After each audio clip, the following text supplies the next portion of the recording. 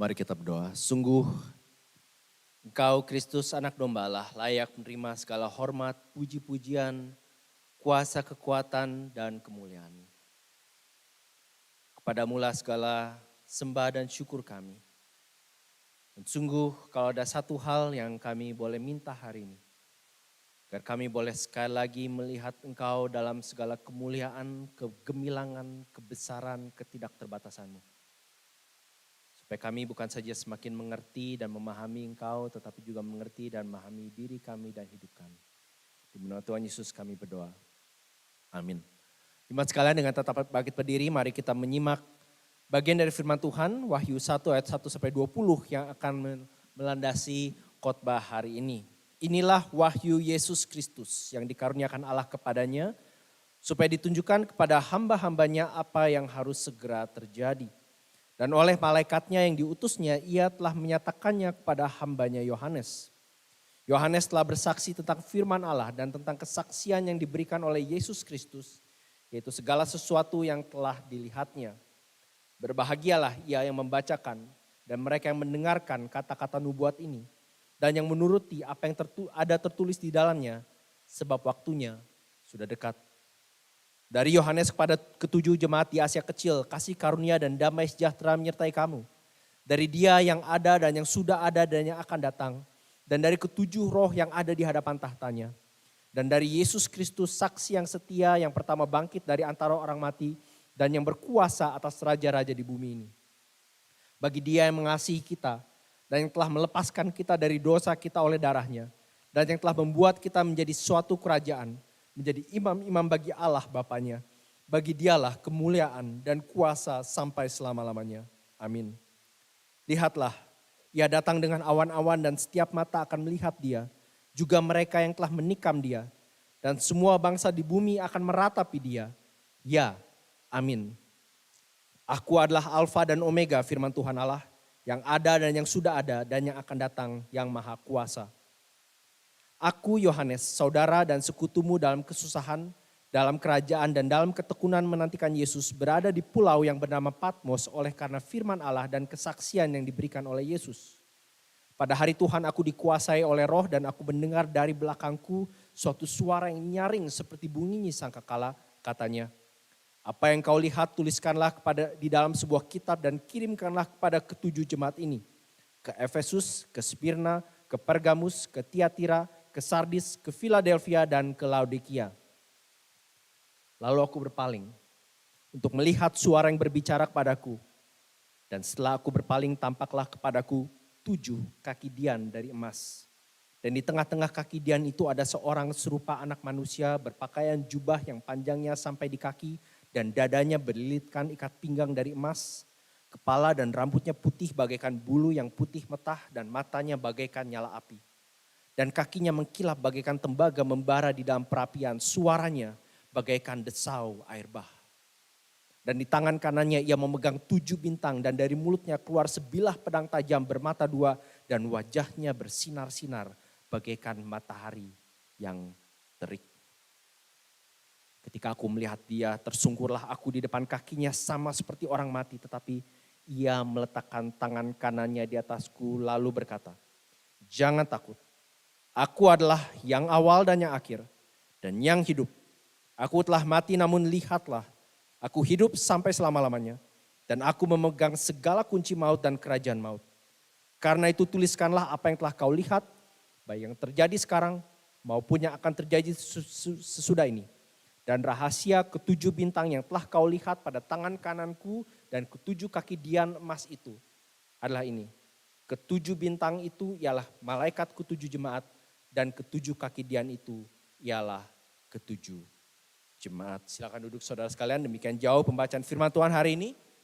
Berbahagialah kita bukan saja yang mendengarkannya tetapi juga yang mentaatinya, mencamkannya dalam hidupnya.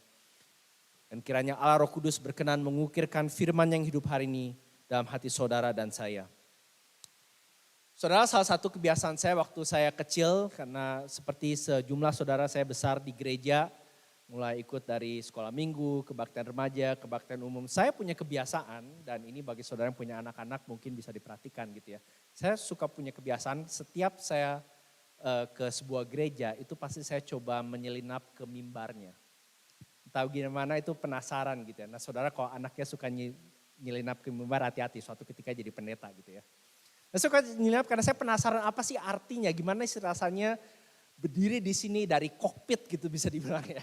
Apa sih rasanya berdiri di sini dan melihat ke puluhan atau mungkin ratusan orang yang mendengarkan si pengkhotbah dari minggu ke minggu. Nah tentu setiap gereja punya fitur berbeda-beda seperti saudara tahu.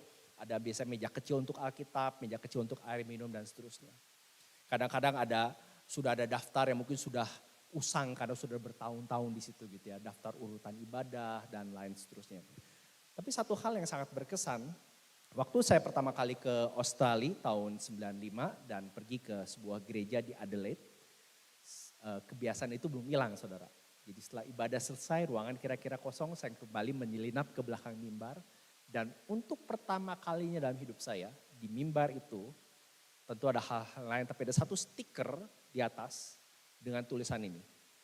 Sir, we wish to see Jesus. Sir, we wish to see Jesus. Yang diambil dari Yohanes 12 ayat 21, Tuhan, kami ingin bertemu Yesus. Dan saya kemudian menemukan bahwa rupanya di tradisi sejumlah gereja, itu adalah semacam reminder bagi pengkhotbah. Seperti mengatakan, Bapak, apapun yang kau katakan hari Minggu, apapun yang kau bagikan, kau bisa berikan ilustrasi, bercanda, cerita sedih, cerita bahagia, tapi ujung-ujungnya, we wish to see Jesus. Saudara, kalau ada satu hal yang saya mau ajak dan nanti saudara bisa nilai sendiri entah saya berhasil atau tidak hari ini. Nah kita mau bersama-sama di dalam seri ini melihat Yesus. Nah saya yakin kalau saudara mendengar bahkan kata kitab Wahyu. Dan ini saya udah tanya semua orang termasuk pendeta, pelayan gitu ya. Selalu ada kesan sulit, ya, menakutkan, membingungkan. Saya sebetulnya sangat tergoda waktu pandemi kemarin baru mulai untuk membawakan kitab Wahyu. Tapi waktunya gak pernah cocok gitu ya. Tapi sebetulnya di awal kitab Wahyu kita sudah diberikan banyak kunci untuk memahami kitab ini. Perhatikan ayat 3 saja yang ada di slide. Si penulis sudah memberikan janji bukan aja untuk pasal pertama tapi untuk seluruh kitab Wahyu. Perhatikan, berbahagialah ia yang membacakan, berbahagialah maksudnya juga diberkatilah ya, blessed gitu ya. Dan mereka yang mendengarkan kata-kata nubuat ini dan yang menuruti apa yang tertulis di dalamnya sebab waktunya sudah dekat. Jadi bukunya sendiri menjanjikan kebahagiaan, berkat, anugerah bagi setiap kita yang mencamkan kata-kata dari buku ini. Berbahagialah mereka membaca, berbahagialah mereka menyimpan dalam hatinya. Ada satu berkat tersendiri yang kita dapatkan waktu kita melihat Yesus dengan mata iman melalui firman-Nya.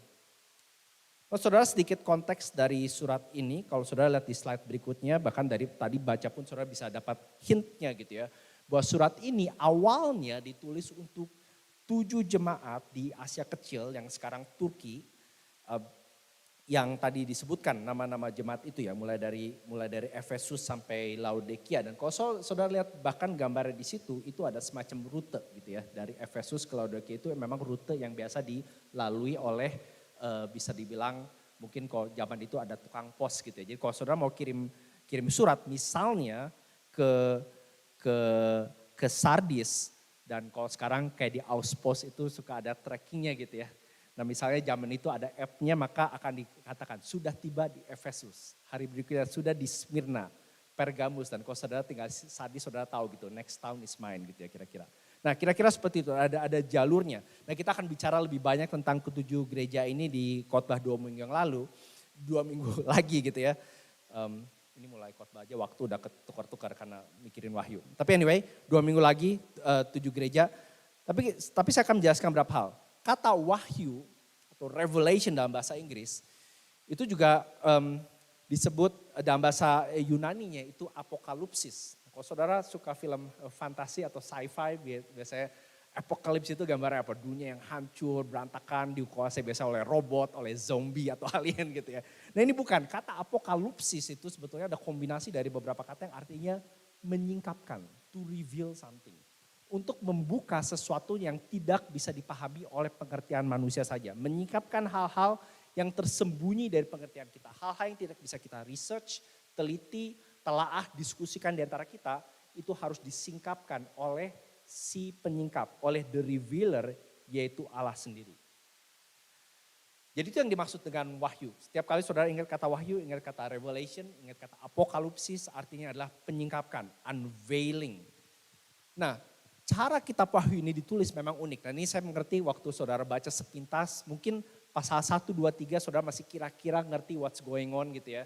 Tapi biasanya mulai pasal keempat, 5, 6, 12 di mana ada naga berusaha memakan bayi yang dilahirkan oleh sewanita gitu ya. Dan seterusnya mungkin agak sedikit bisa nafas lagi begitu pasal 21, 22 kata oke, surga turun datang macam I kind of get it gitu ya.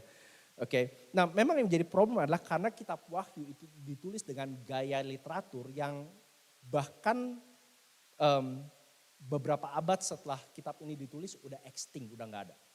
Ya. Sejarah mencatat bahwa gaya penulisan seperti ini ada hanya di antara 300 tahun sebelum Yesus dan 300 tahun setelah Yesus kira-kira. Jadi sekarang tuh gaya penulisan seperti ini nggak ada. Tapi intinya gaya penulisannya yang saya harap bisa jelaskan secara bertahap ya sambil seri ini jalan. Setidaknya menunjukkan gaya penulisan yang mencoba untuk menelaah apa sih yang terjadi behind the scene. Jadi kalau saudara mau tahu, kitab wahyu ini bukan satu-satunya kitab seperti ini yang ditulis di antara dua rentang zaman itu. Ada banyak sekali kitab yang mirip, yang memanggil misalnya Daniel, Musa, Abraham datang, malaikat dan binatang-binatang lainnya. Jadi buat orang zaman itu, khususnya bagi ketujuh gereja yang pertama menerima surat ini, mereka ngerti banget gaya penulisan seperti ini. Oke. Nah kuncinya bagi kita adalah memahami gimana istilahnya kayak going back in time gitu ya. Nah itu yang kita akan coba lihat di seri ini. Nah saudara mengapa sih gaya penulisan ini, gaya penulisan apokaliptik ini populer? Gaya ini memang populer khususnya di saat-saat kritis, di saat-saat gereja atau komunitas iman ditindas, ditekan gitu ya. Dan gaya penulisan ini sengaja diberikan untuk memberikan mereka pengharapan. Ya. Jadi walaupun kamu dibunuh, dibantai, disiksa, tapi jangan takut. Gabriel akan datang dan menghabiskan raja Syria misalnya gitu ya. Kalaupun kamu sekarang rumahmu dibakar, gerejamu ditutup, jangan takut. Nanti ada malaikat Mikael dengan Abraham dan Musa akan menurunkan petir sama seperti mereka menurunkan petir dan halilintar di Gunung Sinai. Kira-kira seperti itu. Ya, gaya penulisan dimaksudkan untuk memberikan hope, pengharapan, encouragement. Oke. Nah, walaupun ini adalah genre yang sudah hilang, tapi kita mungkin satu hal yang unik khususnya dari kitab Wahyu yang kita akan lihat adalah ini. Kitab Wahyu adalah kitab yang mengandung perjanjian lama paling banyak dari seluruh kitab di perjanjian baru. Tetapi hampir tanpa mengutip perjanjian lama secara langsung. Contohnya, kalau di surat atau khususnya di beberapa Injil saudara akan menemukan ini terjadi seperti yang dinubuatkan oleh Nabi. Jadi maksudnya ada kutipannya, ada konteksnya. Nah kalau di kitab Wahyu hampir tidak ada format seperti itu. Tetapi ide, konsep, gambaran, lukisan di perjanjian lama itu sangat kaya di di kitab Wahyu. Saking kayanya bahkan para komentator pun bukan nggak setuju, mereka punya beda pendapat karena kualifikasi beda-beda. Ada yang satu kata atau bahkan di dalam bahasa Yunaninya seperti ini mereka pikir ini nge-refer ke sana. Mereka mengatakan di dalam 22 pasal kitab Wahyu ada antara 200 sampai 500 referensi ke perjanjian lama. Intinya semakin saudara memahami perjanjian lama, semakin saudara memahami Wahyu. Karena waktu Yohanes menuangkan apa yang dia terima, penglihatan dia terima, itu dia gak sekedar menuangkan apa yang dia lihat, tetapi dia menuangkan dengan bahasa yang sangat dia familiar, yaitu bahasa perjanjian lama. Oke. Ada seorang penulis yang mengatakan bahasa Yohanes di perjanjian kitab Wahyu bukan bahasa Yunani, tetapi bahasa Old Testament. Dia di dalam pikirannya, di dalam imajinasinya begitu kaya dengan perjanjian lama sehingga waktu dia menulis ulang dan membagikannya kepada jemaat di ketujuh gereja dan untuk kita, dia menggunakan begitu banyak illusion, ilustrasi, gambar, contoh dari perjanjian lama. Nah saudara bicara soal ilustrasi gambar, ini sebetulnya buku yang sangat cocok untuk saudara dan saya hari ini. Karena kita adalah mungkin bukan culture ya, mungkin kita Kita harus akui kita adalah culture yang sangat image oriented. Perhatiin berapa sering saudara minggu ini kirim emoji. Ya, doa, thank you, tangan, bendera, whatever gitu. Itu kan image ya.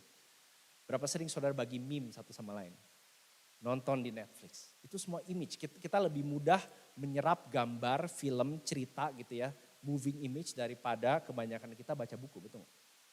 Kalau ditanya kebanyakan saudara dengan mudahnya menghabiskan 8 atau 5 episode dari satu seri tertentu daripada baca dua pasal di Alkitab, betul nggak? Image based culture, tapi justru saya percaya kitab ini ditulis cocok untuk kita karena ada begitu banyak images, begitu banyak gambar di sini yang tujuannya itu menggugah imajinasi kita sehingga kita bisa melihat bukan saja Yesus tapi situasi hidup kita lebih jelas lagi. Nah saudara, satu hint lagi, in case saudara penasaran, ini benar gak sih kayak gini? In case saudara pulang dan dengerin, coba baca atau dengerin audiobooknya. Satu hal yang saudara perlu ingat bahwa kitab Wahyu tidak ditulis secara linear. Jadi saudara jangan harapkan pasal 4, 5, 6 ini terjadi secara berurutan. Seperti saudara misalnya baca kitab Kejadian atau kitab Keluaran. Yang memang ceritanya pretty much in order, in sequence. Paling kalaupun gak berurutan itu flashback atau beda waktu. Tapi kitab Wahyu itu ditulis secara, bisa dibilang seperti ini. Circular. Oke. Jadi ada peristiwa yang sama di pasal yang satu. Nanti di beberapa pasal berikutnya peristiwa yang sama digambarkan tapi dari angle yang berbeda. Nah ini nanti we'll get there when we get there gitu ya. Ada waktunya sampai ke sana, tapi hari ini kita akan fokus di Wahyu pertama. Saudara, seluruh kitab Wahyu pada dasarnya mengatakan bahwa melalui Yesus kita bisa melihat bagaimana Allah menggenapkan rencananya dalam sejarah dunia. Kita sekarang tentu saja banyak pertanyaan, bukan? Salah satu pertanyaan yang sering kali muncul tahun lalu adalah kapan pandemi selesai gitu ya. Saya tahu ada beberapa gereja, saya nggak bermaksud mempertanyakan motivasinya, tapi menengking pandemi gitu. Karena itu adalah cara mereka memahami sejarah dunia. Tetapi poin Wahyu sebetulnya mengatakan justru kita bisa mengerti bagaimana Allah menggenapkan rencananya hanya waktu saudara dan saya melihat Yesus. Dan waktu kita melihat Yesus, kita bukan saja melihat bagaimana Allah menggenapkan rencananya dalam sejarah dunia, tetapi kita juga melihat Ia menggenapkan rencananya bagi kemuliaannya dan bagi kebaikan gerejanya. Jadi poinnya saudara, bukan saja Allah menggenapkan rencananya yang dia sudah plan selama berabad-abad. Saudara dan saya yang ada dalam Kristus kita included in the plan. Saudara, nggak ada buku menurut saya yang lebih relevan lagi buat kita hari ini selain kitab Wahyu. Apalagi di zaman di mana begitu banyak pertanyaan, begitu banyak kebingungan, begitu banyak negara superpower yang menghiasi koran kita. Siapa yang ngomong ini dan siapa yang tersinggung gara-gara ini. It's very good untuk kembali ke buku ini.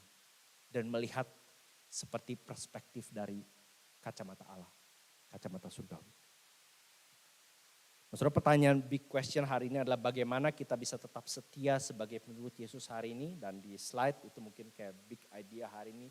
Saudara dan saya bisa tetap setia mengikut Yesus hari ini. Karena Ia telah menang atas kematian. Dan karena Ia mengasihi kita, yaitu gerejanya. We can remain faithful as Jesus' followers today. Because He has won over death and He is loving His church. Dan ada 3 aspek yang saya mau kita lihat dari ayat-ayat ini, yaitu kerajaan Allah, kasih salib, dan kemuliaan Kristus. Mari kita lihat ayat yang pertama sampai ketiga. Kalau saya bawa Alkitab, saya invite saudara untuk buka. Saya akan highlight satu ayat di situ. Ayat 1 dan 6 ada di slide. Perhatikan sekali lagi. Inilah apokalipsis, inilah revelation, inilah wahyu Yesus Kristus yang dikaruniakan Allah kepadanya supaya ditunjukkan kepada hamba-hambanya apa yang harus segera terjadi. Nah kita berhenti di situ, kalau saudara perhatikan ada semacam tongkat estafet. Dari Allah kepada Yesus, kepada malaikatnya, kepada Yohanes hambanya, dan kepada kita. Jadi ini adalah pesan berantai yang perfect dan sempurna yang disampaikan untuk kita pahami. Dan pesannya apa? Dibilang what's going to happen. Nah biasanya waktu kita dengar kata ini kita langsung pikir kapan Yesus datang? Apakah si ini dan si itu antikristus? Apakah ini tanda akhir zaman? Apakah nanti begitu negara A perang melawan negara B? Apakah itu binatang buas yang digambarkan di Wahyu keberapa gitu? Tapi yang saudara perlu ingat sekali lagi ya, ingat. Yohanes menulis penuh dengan perjanjian lama. Jadi bahkan kalimat apa yang harus segera terjadi bukan berbicara tentang apa yang terjadi dalam 10-20 tahun kemudian waktu Yohanes atau bahkan 10-20 tahun kemudian waktu kita 2022. Istilah waktu apa yang harus segera terjadi, Yohanes ambil atau modifikasi dari Daniel 2. Saudara di rumah saya undang untuk baca Daniel 2, sejumlah dari saudara kalau saudara besar di sekolah minggu, saudara familiar dengan cerita ini. Ini adalah cerita di mana Raja Nebukadnezar, negara superpower saat itu yang Allah pakai untuk menghukum bangsa Israel, mendeportasi cukup banyak orang Israel termasuk Nabi Daniel. Dan dia bermimpi bukan ada patung yang melambangkan pada dasar negara-negara superpower, dan patung itu dihancurkan hanya oleh sebuah batu yang dijatuhkan oleh tangan yang tidak kelihatan. Dengan kata lain pesannya tuh simpel, artinya sebesar, sekuat, sehebat apapun negara superpower akan hancur dan dikalahkan oleh kerajaan Allah. Dan waktu Daniel menjelaskan mimpi itu pada raja, ini gak ada di slide tapi saudara percaya aja, lihat Daniel 2 gitu ya. Ini yang dia katakan. Daniel menjawab katanya kepada Raja Nebukadnezar, rahasia yang ditanyakan tuanku raja tidaklah dapat diberitahukan pada raja oleh orang bijaksana, ahli jampi, orang berilmu atau ahli nujum. Tetapi di surga ada Allah yang menyingkapkan rahasia-rahasia. Ia telah memberitahukan pada tuanku Raja Nebukadnezar, ini kalimatnya, apa yang akan terjadi pada hari-hari yang akan datang. Jadi waktu Yohanes mengatakan, supaya ditunjukkan pada hamba-hambanya apa yang harus terjadi, Yohanes sedang berbicara tentang kerajaan Allah. Artinya kerajaan Allah sudah ada di sini dan tidak ada yang bisa menghentikan kereta ilahi ini, perjalanannya. The time is on us. Waktunya sudah datang dan kerajaan Allah sudah dekat. Bahkan kalau saudara ingat, itu sebabnya waktu Yesus pertama kali muncul di Galilea, di Markus 1, ya, dikatakan salah satu tema besar khotbah Yesus kemana-mana adalah ini. Waktunya telah genap. Kerajaan Allah sudah dekat. Bertobatlah dan percayalah pada Injil. Kalau saudara lihat Daniel, Yesus, Yohanes. Ini satu tongkat estafet yang saling nyambung satu sama lain. Artinya kerajaan Allah sudah datang. Kerajaan Allah sudah di sini. Dan apa yang dimaksud dengan kerajaan Allah tidak lain adalah pemerintahan Allah di dunia ini di mana Allah menghakimi dan menjatuhkan hukuman atas dosa, tetapi juga menyelamatkan sejumlah orang yang bertobat dan berbalik untuk jadi miliknya. Kerajaan Allah juga bisa merupakan sebuah alam, kerajaan, dunia, pemerintahan di mana Allah memerintah. Ini adalah kombinasi dan satu konsep yang sangat luas di Alkitab. Tapi intinya yang Yohanes mau katakan adalah untuk bahagia atau untuk tahu bahwa kita diberkati adalah menjadi bagian dari kerajaan ini. Itu yang Yohanes maksudkan di ayat 1-3. Supaya ditunjukkan pada hamba-hambanya apa yang harus segera terjadi. The kingdom is here. Are you part of it? Kebalikannya, walaupun gak ditulis di sini, tapi ada di seluruh Alkitab, adalah hidup kita yang dari sononya. Kita dari sononya, saudara. Setiap dari kita, apapun umur latar belakang kita, kita semua hidup melayani sebuah kerajaan. Saya sebutnya kerajaan sesuatu gitu ya. Kerajaan sesuatu, ini saudara bisa multiplikasi, saya kasih beberapa contoh yang cukup populer gitu ya. Ada yang namanya kerajaan kenyamanan, kerajaan kenikmatan, kerajaan popularitas, kerajaan posisi, kerajaan kuasa, kerajaan kekayaan. Ini adalah hal-hal yang saudara dan saya seringkali anggap lebih penting daripada Tuhan. Ini adalah hal-hal yang saudara dan saya seringkali bayangin atau pengen banget dapat dan harus dapat, dan kalau gak dapat rasanya hidupku gak ada artinya. Saya yakin setiap dari kita punya kerajaan sesuatu ini. Cara lain untuk menanyakan atau tahu kerajaan sesuatu apa yang saudara kejar adalah dalam hal apa Anda rela berkorban waktu, tenaga, uang. Ya itulah kerajaan yang kau kejar. Mungkin hari Minggu engkau bisa menyanyikan There is a higher throne. Aku percaya pada Allah Bapa pencipta langit dan bumi dan seterusnya. Tetapi apa yang menghabiskan waktu, imajinasi, pikiran, rasa senang susah saudara, itulah kerajaanmu sesungguhnya. Kerajaan sesuatu. Dan itu yang dimaksud dengan dosa. Kita seringkali berpikir dosa itu doing something wrong, doing something bad. Tadi kita bicara tentang 10 hukum Allah dan memang ada tempatnya, dan firman Tuhan berbicara tentang melanggar apa yang Allah perintahkan dan tidak melakukan apa yang Allah katakan. Tetapi esensi dosa juga bisa dikatakan memperlakukan kerajaan sesuatu sebagai kerajaan Allah dalam hidupku.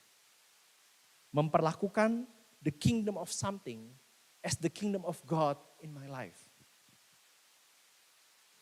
Saudara, apa yang sering kita pikirkan? Apa yang sering kita idam-idamkan? Gaya hidup apa yang kita kejar? Cara berteman apa yang kita harapkan? Bagaimana kita menghadapi masalah, semuanya itu menunjukkan the kind of kingdom that you serve. Menunjukkan kerajaan mana yang sebetulnya kita sembah. Kerajaan sesuatu atau kerajaan Allah.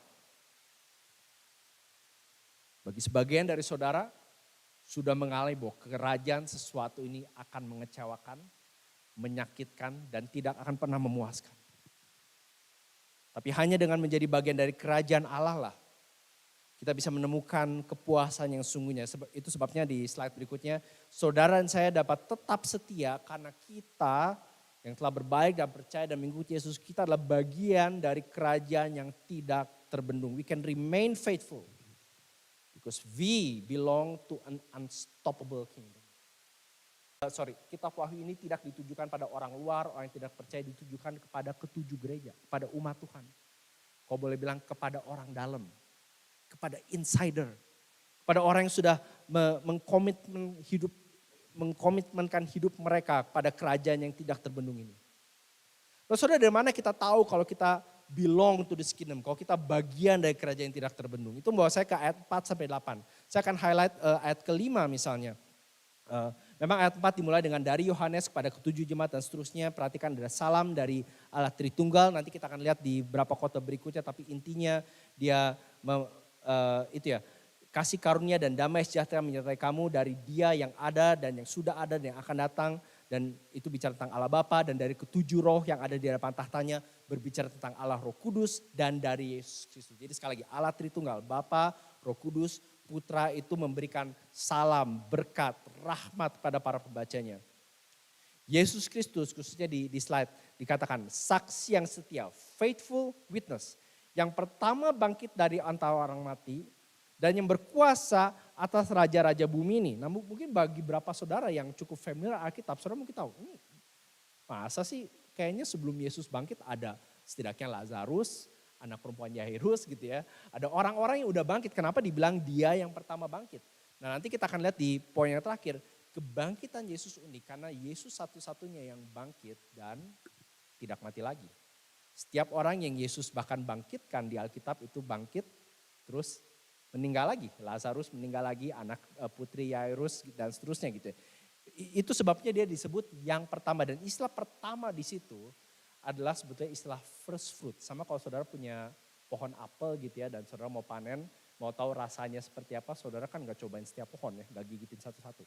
Saudara cuma cobain satu gitu ya. Atau kalau saudara ke Victoria Market, ada contohnya di tengah-tengah untuk tahu rasanya, itu first fruit. Artinya apa yang kamu taste di sini mewakili taste dari semua yang dijual. Itu yang dikatakan di sini. Yang pertama bangkit, the first fruit from the dead, artinya apa yang Yesus alami dan lalui itu akan dialami dan lalui oleh setiap orang yang belong to his kingdom. Pujian pada Yesus di situ ya. Yang pertama bangkit, yang berkuasa. Ini sekali lagi kalimat-kalimat yang sering kali kita baca, apalagi kalau saudara kayak saya udah lama di gereja, kayaknya raja segala raja, Tuhan segala Tuhan. Oh dari itu, tapi kalau saudara pikirkan, orang-orang yang make the headlines di koran hari ini, yang punya posisi apapun itu, entah itu dari segi teknologi, pemerintahan, politik, militer, yang dikagumi, yang istilahnya menggoncang negara dan dunia, Yesus berkuasa atas mereka. Entah yang paling jahat, yang paling beringas, yang paling gak manusiawi, sampai yang paling luhur, yang paling patut dipuji, yang kita harapin kalau bisa dia gak mati-mati gitu ya. Yesus berkuasa atas mereka. Tapi bukan itu aja, kehebatan dan kemuliaan Yesus itu perhatikan di kalimat berikutnya. Bagi Dia yang mengasihi kita dan telah melepaskan kita dari dosa kita oleh darahnya. Ini sekali lagi kalimat yang kalau kita baca, saya yakin buat kebanyakan kita lalui gitu aja. Tapi kalau saudara perhatikan bahasa Inggris sedikit lebih jelas, di situ dikatakan to Him who loves us, present tense, and has freed us. Ada dua tense di situ, loves present, artinya Dia mengasihi kita right now. Saudara, apapun situasimu hari ini, kalau saudara ada dalam Kristus, you can be sure. Saya nggak tahu situasi saudara, saya nggak tahu masa depan saudara. Saya nggak tahu mungkin bahkan bagaimana bisa membantu saudara kalau saudara konseling, dan itu happen kadang-kadang. Tapi satu hal yang saya yakin, dan ini bukan karena saya pendeta, bukan karena saya siapa-siapa, tapi karena Alkitab mengatakan, He loves you. Present tense. Saat ini juga, dalam situasimu, apapun itu, yang ngaco, yang gak ngaco, yang salah, yang bingung, yang marah, yang kecewa, He loves you. Dan dia menunjukkan kasihnya dengan melepaskan kita dari dosa kita oleh darahnya. Dia melakukan sesuatu yang, perhatikan kata darahnya di situ berarti kan sesuatu yang dia lakukan di dalam ruang dan waktu, in space time history. Yang menyerahkan dirinya untuk disalib agar saudara dan saya bisa disucikan, bisa dibenarkan, bisa dibebaskan. Ini lagu yang tadi kita nyanyikan bukan? Thank you for this love, Lord. Thank you for the nail-pierced hands. Wash me in your cleansing flow. Now all I know your forgiveness and embrace. Saudara, ini kabar, berita, reminder yang sangat wonderful buat saudara di sini yang pernah atau sedang apply PR khususnya permanent residency di Australia. Saudara tahu bagaimana menjelimetnya prosesnya, panjang, lama, nunggu gitu ya, nggak tentu dapat, dan ada berbagai macam peraturan yang berubah setiap tahun. Tapi untuk menjadi anggota kerajaan Allah, untuk jadi heaven's permanent residence, yang saudara perlu lakukan hanya datang kepada Yesus, bertobat dan berbalik, dan saudara bisa yakin dia mengasihimu karena dia telah membebaskanmu dari dosa. Dan itu bawa kita ke slide berikutnya kedua ya. Kenapa kita bisa setia? Karena saudara dan saya telah dibebaskan oleh kasih yang tidak berakhir. We can remain faithful because we have been freed by an unending love. Saudara, ini harusnya kalau kita orang Kristen yang memikirkan dan menentukan ini jauh lebih indah, jauh lebih luar biasa, jauh lebih memuaskan daripada status residensi manapun. Saudara bisa tinggal di Melbourne, di Jakarta, dalam situasi apapun, saudara bisa mengatakan, at this moment aku punya Yesus yang mengasihi aku dan telah membebaskan aku dari dosa oleh darahnya. Tidak ada kasih yang lebih besar. Saudara tanya pemimpin agama, pemimpin negara, tokoh filsafat, tokoh populer yang hidup, yang mati, yang fiktif atau enggak, tidak ada satupun yang secara personal mengasihi saudara seperti Yesus. Dan itu membawa saya ke bagian terakhir, di mana kita tadi sudah melihat kerajaan Allah, kasih salib, dan terakhir kita akan melihat kemuliaan Yesus. Kalau saudara lihat ayat 9, di situ dikatakan, aku Yohanes, saudara dan sekutumu dalam kesusahan, dalam kerajaan dan dalam ketekunan menantikan Yesus, berada di pulau yang bernama Patmos. Jadi ini memang situasi sejarahnya. Pulau Patmos, kalau saudara tadi lihat di peta, adalah pulau di mana memang penjahat-penjahat yang paling beringas itu dibuang gitu ya, kayak pulau buangan. Makanya dia bilang di situ ya, kenapa dia di Patmos? Bukan karena dia holiday, tetapi oleh karena firman Allah dan kesaksian yang diberikan oleh Yesus. Artinya the reason kenapa Yohanes ada Patmos adalah persis sama seperti minggu lalu di khotbah Pak Senjaya, kenapa Paulus dipenjara di Filipi. Karena Injil. Because of the gospel. Karena mengabarkan, menghidupi, memuliakan, membagikan Injil. Dan ayat 10, pada hari Tuhan, pada hari Minggu, hari di mana beribadah, aku dikuasai oleh Roh, dan aku mendengar dari belakangku suatu suara seperti bunyi sangkakala. Nanti kita akan lihat penjelasannya, tapi saya mau setidaknya highlight satu hal di situ ayat 17-18. Saudara mungkin bisa punya gambarannya waktu tadi saya bacakan dia bertemu Yesus. Dan perhatikan, ketika aku melihat dia, aku berlari menyambutnya, memberikan dia high five, merangkul dan mengatakan, Yesus, where have you been? Enggak seperti itu. Dan kalau saudara tahu Rasul Yohanes ini adalah Rasul yang paling dekat dengan Yesus. Dia menyebut dirinya di Injilnya, the disciple whom Jesus loved. Bukan berarti karena Yesus paling sayang sama dia, tapi karena mungkin dia paling memahami apa arti disayangi oleh Yesus. Dia yang bersender di dadanya Yesus pada malam sebelum Yesus disalibkan. Yang paling dekat sama Yesus gitu ya. Tetapi waktu dia melihat Yesus, Katakan apa? Tersungkurlah aku di depan kakinya sama seperti orang mati. Saudara, saya mau tanya, kalau saudara berpikir di imajinasi saudara tentang Yesus. Yesus seperti apa yang saudara bayangkan? Saya cukup yakin kalau saya survei, ya, saya mungkin salah, tapi saya cukup yakin. Karena saya pernah tanya cukup sering saudara. Ya. Kebanyakan, dan ini enggak totally wrong, Yesus yang kita bayangkan adalah, mungkin urutan pertama adalah Yesus di keempat Injil. Jalan di Galilea, ngajar, nyembuhin gitu ya. Ada orang sakit datang sembuhin. Dan itu seringkali terdistorsi di beberapa tempat, akhirnya mereka berasumsi kalau aku berdoa dalam nama Yesus dibungkus dengan darahnya, dengan semua bilur-bilurnya, dia pasti harus menjawab seperti aku minta. Itu akhirnya distorsi ke situ. Tapi seringkali yang kita bayangkan adalah Yesus yang seperti itu, atau setidaknya Yesus yang sudah bangkit dan siap-siap naik ke surga gitu ya, setidaknya. Berapa banyak dari kita waktu kita berpikir tentang Yesus, melihat Yesus yang ini. Dan berapa? Yang saya mau tekankan dan saya yakin Yohanes mau tekankan adalah this is who Jesus is right now. Dia datang dalam kelemahan, dia datang sebagai seorang bayi yang harus digendong, disusui, diajak jalan, yang seringkali disalah mengerti, yang seringkali difitnah, bahkan disalib, dibunuh. Tapi waktu setelah dia naik ke surga dan waktu dia akan datang lagi, dia tidak main-main. Kedatangan yang kedua kali, itulah kabar buruk bagi setiap orang yang belum percaya padanya. Saudara, yang terjadi adalah Yesus datang mendatangi Yohanes, di situ dikatakan pada hari Tuhan. Berarti hari di mana hari Minggu, di mana dia sedang beribadah, saya nggak tahu apakah ada orang lain yang diasingkan bersama dengan dia. Tapi sekali lagi menekankan signifikansinya beribadah di hari Tuhan. Signifikansinya untuk saudara mengikuti, ini mengikuti seluruh ibadah dengan baik. Jadi kalau boleh aplikasi hari ini, tolong dong jangan datang telat gitu ya. Saya tahu ibadah kita mulai 10.30, tapi 10.30 itu bukan mobil saudara masuk tempat parkir. Ya, make the time. Berikan waktu yang terbaik bagi Tuhan. Tapi Yesus seperti apa? Kalau saudara lihat slide berikutnya, ini satu chart lagi yang dibuat oleh seorang yang saya kenal, Mark Berry. Kalau nggak salah dia sekarang di Tasmania. Vision of Jesus in Revelation. Yang menarik adalah waktu Yohanes melihat Yesus, dia tidak melihat Yesus, dia nggak bilang, oh Yesus itu ganteng, keren gitu ya. Dia tidak menggambarkan penampilan secara apa yang dia lihat, tapi sekali lagi cara Yohanes menggambarkan Yesus itu sekali lagi syarat dengan gambaran ilustrasi alusi ke perjanjian lama.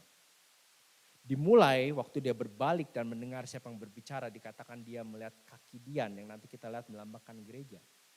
It's quite interesting, Yohanes mendengar suara dan waktu dia berbalik yang dia lihat adalah kaki Dian, gereja Tuhan. Dan Yohanes yang pada saat itu berumur sekitar 90 tahun, mungkin orang yang paling sepuh, dia sudah mengerti apa artinya melayani dan memimpin gereja selama berpuluh-puluh tahun. Saudara, by that time orang-orang yang kita kenal seperti Rasul Paulus, Rasul Petrus sudah mati martir. Kemungkinan kebanyakan teman-teman pelayanan Yohanes, 11 rasul yang lain entah sudah martir, sudah tidak ada.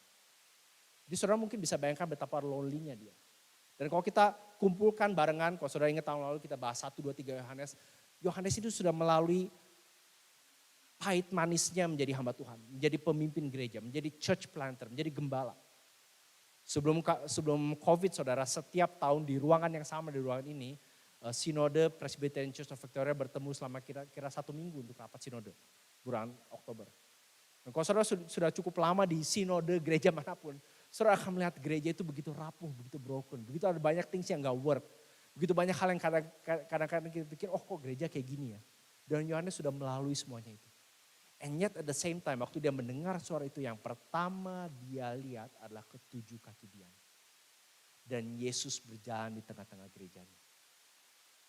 Kenapa yang dia lihat bukan kekaisaran Romawi? Kenapa yang dia lihat bukan Seven Wonders of the World? Kenapa yang dia lihat bukan filmnya atau mungkin gambar yang paling entertaining zaman itu? Tapi yang dilihat adalah gereja. Yang nanti kalau saudara sudah familiar dengan Wahyu 2, 3, ke-7 gereja ini juga ada yang bagus, ada yang kurang bagus, ada yang berantakan, ada yang kacau, bukan main. Bukan gereja yang mulainya tadi 10 orang terus 5 tahun kemudian 10.000 orang. Ini mungkin gereja yang begitu banyak kerapuhan dan kekacauan, tetapi at the same time gereja di mana di tengahnya Yesus tinggal berjalan dan kau boleh pakai istilah hari ini, hang out di situ. Dan apa yang digambarkan tentang Yesus di situ diambil sekali lagi dari Daniel, dari Yeskiel, dari berbagai macam kitab perjanjian lama. Intinya mau menggambarkan Yesus sebagai imam besar kita. Yang membuka jalan bagi Tuhan. Yesus yang berdoa bagi kita itu dilihat dari jubah putihnya. Rambut putihnya itu menggambarkan bijaksana yang sempurna. Matanya yang membara seperti api itu menggambarkan mata yang melihat. Seperti tadi lagi, engkau yang mengenal isi hatiku. Terus juga gereja kita lihat di atas digambarkan sebagai imam-imam bagi Allah. Artinya kita adalah bagian dari tubuh Yesus. Bahkan waktu yang bicara soal rambut yang putih itu di Daniel 7, yang menarik itu diberikan gambaran diberikan bukan pada anak manusia tetapi pada Allah Yahweh. Ini sekali lagi cara Alkitab mengatakan Jesus is God. Yesus adalah Allah, diberikan melalui picture language pada kita. Tapi pada saat yang sama dia digambarkan juga sebagai warrior, sebagai prajurit. Dengan pedang yang tajam keluar dari mulutnya, artinya berbicara tentang berulang kali dia memanggil gerejanya untuk bertobat dan berbalik pada dia. Dia mengatakan bukan begitu dia membangkitkan Yohanes kembali, jangan takut, aku adalah yang awal dan yang akhir dan yang hidup. Dan ini sekali lagi, aku telah mati namun lihatlah aku hidup, bukan saja hidup tetapi hidup sampai selama-lamanya. Dan aku memegang segala kunci maut dan kerajaan maut.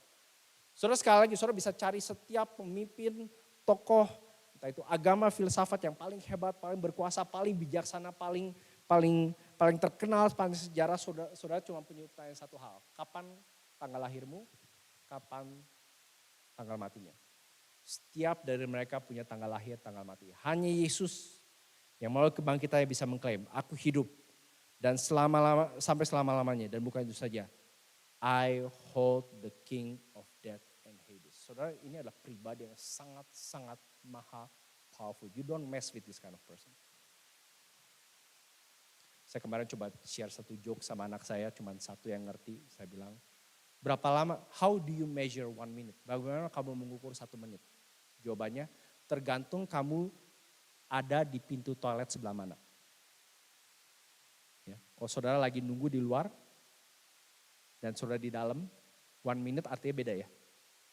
1 minute gitu ya. Saudara bagaimana saudara mengukur hidup tergantung kamu ada di pintu mana dari kematian. Kebanyakan dari kita entah akan menyambut kematian dan binasa selama-lamanya atau kita mengenal dia yang punya kunci pintu kematian.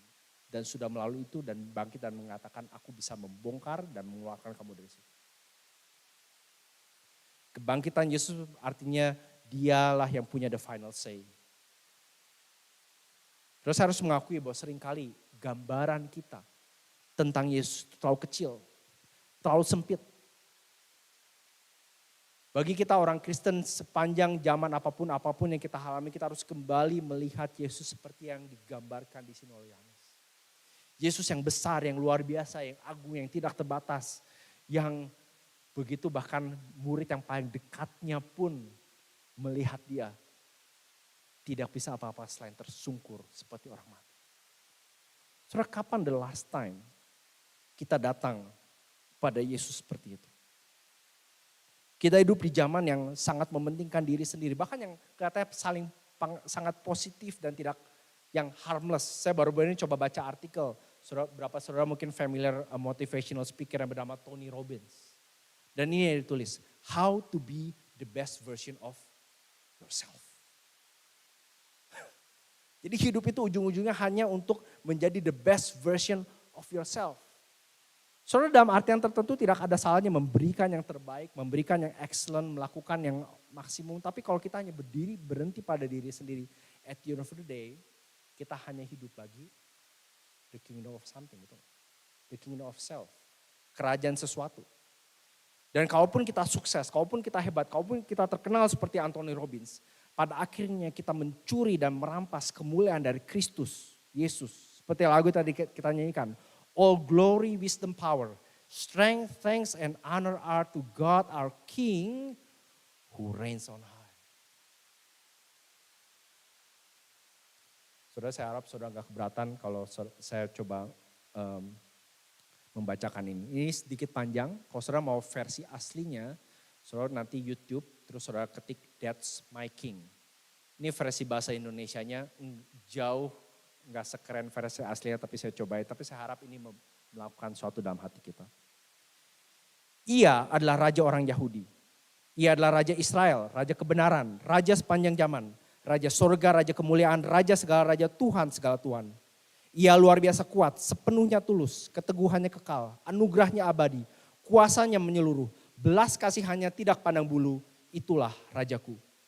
Ia adalah anak Allah, ia adalah juru selamat orang berdosa, ia adalah pusat kebudayaan, tidak ada bandingannya, ia agung, unik, tanpa paralel, tidak ada yang pernah seperti dia, ia tertinggi, ia paling utama. Ia adalah ide yang paling mulia di dalam dunia sastra. Ia adalah kepribadian teragung dalam filsafat. Ia adalah masalah yang tidak dapat dituntaskan oleh mereka yang mengkritiknya. Ia adalah doktrin dasar dalam teologi yang sejati. Ia adalah kebutuhan pokok dalam setiap kerohanian. Ia adalah mujizat segala masa. Kita akan kehabisan konsep dan kata-kata untuk mengungkapkan kebaikannya. Ia satu-satunya yang sanggup memenuhi segala kebutuhan kita. Ia menguatkan mereka yang lemah. Ia hadir bagi mereka yang dicobai dan diuji. Ia bersimpati dan menyelamatkan. Ia melindungi dan menuntun. Ia menyembuhkan mereka yang sakit, mentahirkan orang kusta, mengampuni orang berdosa, melepaskan orang berhutang, membebaskan para tahanan, membela mereka yang lemah, memberkati anak-anak kecil, melayani mereka yang kurang beruntung, memperhatikan mereka yang tua, memberi upah bagi mereka yang tekun, mengindahkan mereka yang lemah lembut. Apakah Anda mengenal dia? Dia adalah rajaku.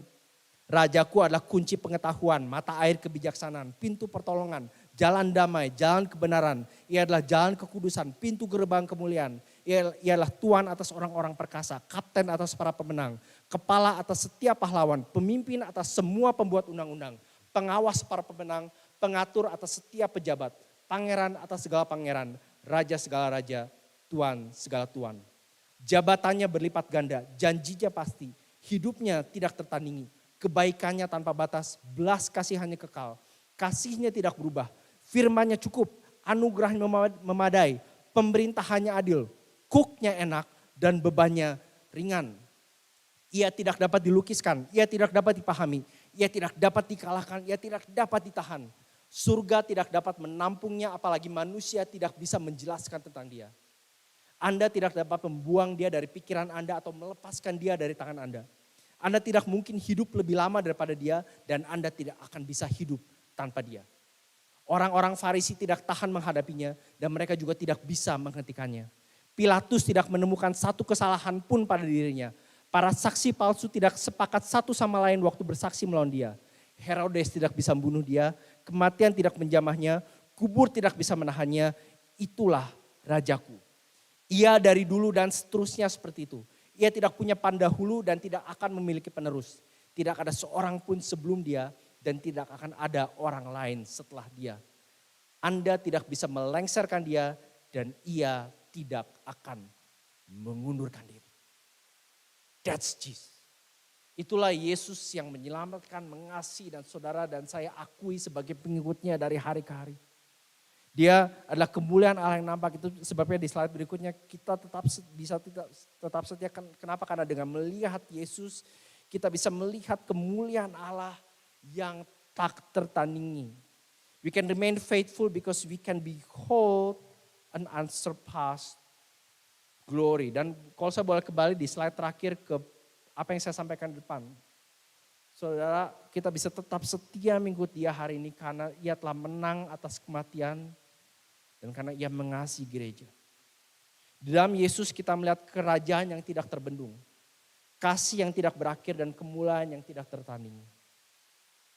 Saudara, kalau saudara mau mengatasi, mengalahkan dirimu sendiri, dosa, keegoisan, ketakutan, masalah, lihatlah pada Yesus. Konon ada seorang ahli patung yang memahat patung Yesus. Orang datang dari berbagai belahan dunia untuk mengagumi patung ini. Patung ini dipahat sedemikian rupa sehingga melukiskan kemenangan, kekuatan, kehebatan, the strength of Jesus. Tetapi juga kasih, kemuliaan, kebaikan, the kindness of Jesus. Tetapi semakin orang, para penonton berjalan, berkeliling, mencari berbagai posisi, berbagai angle, semakin mereka tidak bisa memahami keagungan dari patung tersebut. Dan setiap kali akhirnya mereka bertanya pada si ahli patung, kenapa ya kita tidak bisa melihat keagungan Yesus di patung ini? Dan setiap kali si ahli patung selalu menjawab, keagungan patung ini, kemenangan dan kasih Yesus hanya dapat dilihat dari satu posisi, yaitu Anda harus berlutut. Kita berlutut mengakui bahwa ialah Raja kita yang telah mati dan bangkit dan sekarang berada di tengah-tengah gerejanya. Untuk mengekspos tetapi juga menyucikan kita dari dosa. Untuk menegur sekaligus menghibur. Untuk menguatkan tetapi juga menunjukkan betapa lemahnya kita. Saudara, seperti tema seri ini, Jesus wins. Dan ia begitu mengasihi saudara dan saya sehingga ia akan melakukan apapun agar saudara dan saya bisa ikut ambil bagian dalam kemenangan. Yesus, kami mau melihat Engkau. Mari kita berdoa. Tuhan, kiranya penjelasan yang sangat lemah, terbatas, penuh kekurangan ini memberikan setiap kami semacam penglihatan yang lebih clear tentang siapa Yesus. Dan kira tidak ada satupun dari kami yang tidak mentelutkan lutut kami dan mengakui dan lidah kami bahwa Dia adalah Tuhan, penguasa, kekasih jiwa dan penolong kami yang hidup. Amin.